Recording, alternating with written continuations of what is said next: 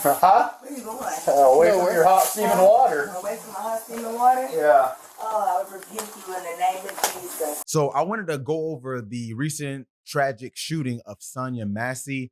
I don't want to approach it from a political or who's right or who's wrong, but more so the psychological and cognitive aspects, since that is my specialty and I'm familiar with this demographic as I have worked with law enforcement. So I want to take that approach because first and foremost, it is tragic. It is sad for her to lose her life and to lose it in this manner. But I want to look at the things that led up to it, from the actual job of being police, the policeman himself that did the shooting, mental health, and how it all ties together, because things like this may be more common than they should be. I'm not going to say they're every day, of course, but it does happen. So with that being said, let's talk about the stress of the job, because a lot of people were saying how things get escalated, and that's true. It can go from 0 to 100 very quickly. And if you look at the video, you can see different instances where it seemed like there might have been tension. Now, what I want to get at is I've worked with police officers doing something called HRV, or heart rate variability. And this just shows you how well your body and brain adapt to stress in real time. And over the span of 24 hours, it fluctuates. Higher heart rate variability, or HRV, shows a better adaptation, while lower is worse. Now, as you go to different calls throughout the night, you might handle a lot of different things. It could be simple like disputes to actual chases and everything in between.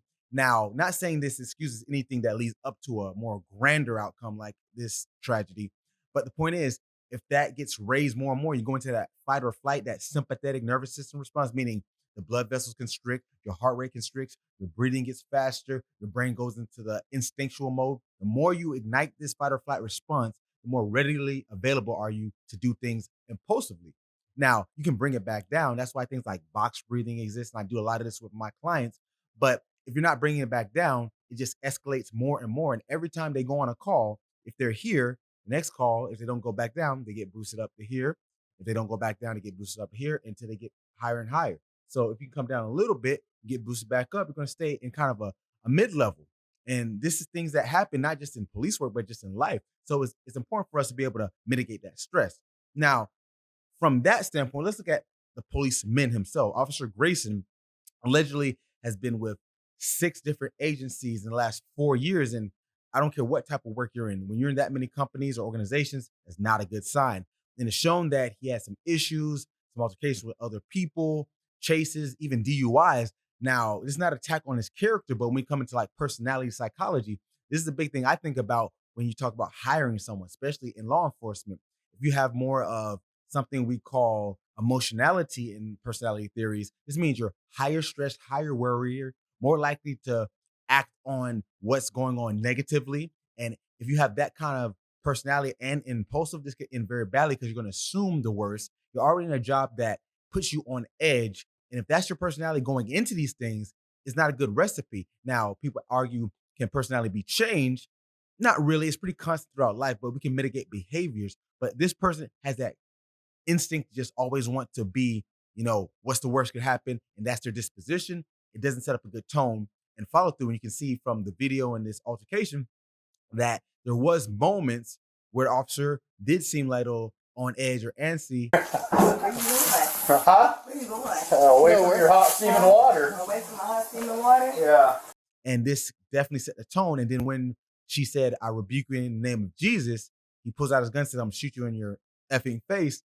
You can see this is not a typical response. I don't care if you're threatened. I get that. But if he was or wasn't, that's regardless the fact that he kind of put himself in a position to escalate it more. And this is not a critique of his police work per se, but from the mental side of things, it went way higher than it probably had to be.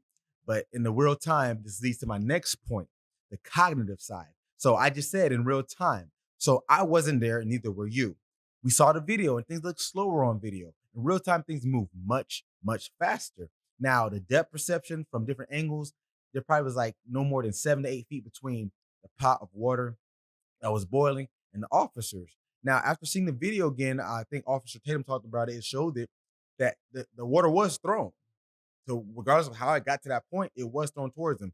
So in real time, your brain takes the information. It takes about 0.2 seconds for the brain to take it in through the eyes, go to the occipital lobe, process it, and make sense of it. So about a quarter of a second, and then in real time, now you're responding. The latency there. So when people say, well, maybe they should have just ran away out the door, Did they have enough time to even take that all in and make that decision? Typically, no, because in real time, to react, there's a lot going on. But also, if you go into the side of things of not knowing what's going on, turning your back away and running from a police standard is not the best thing to do. So there's ways this could have went down, yes, in a different way, definitely. And I wish it didn't end with loss of life.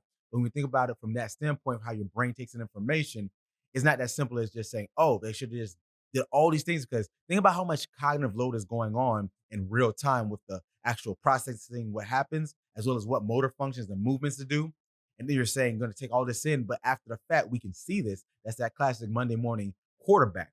Now, the segue from that point, let's talk about mental health, because someone mentioned that she had mental health struggles, and she even said she's been taking her medication, and I think she had schizophrenia. She may not be on her meds. She may be hallucinating.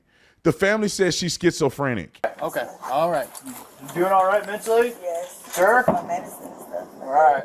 Only about 0.7 or less percent of the population of the world is diagnosed with schizophrenia. Now, if you're not sure what schizophrenia is, it gets confused a lot in mainstream media with split personality. Schizophrenia is not DID or dissociative identity disorder or split personality. Schizophrenia is when you have hallucinations. Now, it comes from the term split mind. I think that's why people went with the split personality. But basically what it means is you can have hallucinations that are visual or auditory. Now, statistically, a lot of the people who have schizophrenia typically have auditory hallucinations that are voices in their head. So if you're diagnosed with this, it could be hard because what are you distinguishing? Now, this kind of makes sense if you're saying you think she heard a prowler. Maybe it was something she heard, or maybe there was someone there. We don't know this. We don't know.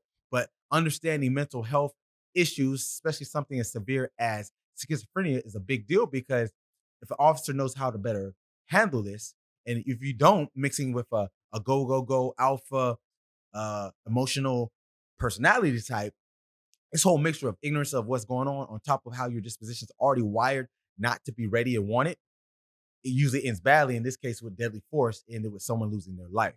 So understanding that's important, because if we go into the bigger picture of how mental health and law enforcement go hand in hand, there's been a lot of things that's been happening where people are advocating for more learning, and agencies, depending on how big or small they are getting more training for these officers. So that's great, but there's still a lot more to go, because let's say he was aware of, oh, maybe she's having an episode, because he did mention the medication. But if you maybe dig deeper, he was like, okay, there's probably that going on. Her mind's not really where it needs to be. Let's look at it from that perspective versus, oh my gosh, I'm getting nervous. What's going on here? This looks sketchy. Because granted, it is a dangerous job being a police officer. There's a lot of things been going on recently where police officers have been attacked. So there's two sides to this. But at the end of the day, a life was lost. And that's why I want to look at it from all these different perspectives, because it's up to you. I'm not here for that. If you want to leave in the comments below how you feel that maybe I'm out of line for saying this, or whoever else commented on this, or maybe someone's trying to defend the police, leave that in the comments. That's not for me to decide. It'll be a jury to decide that. But basically, these are my 2 cents from a psychological and cognitive perspective. Once again, rest in peace to the victim. Loss of life is always horrible in any situation where there wasn't necessarily a need for this. So with that being said, thanks for tuning in, guys. Let me know what you think and get your mind right.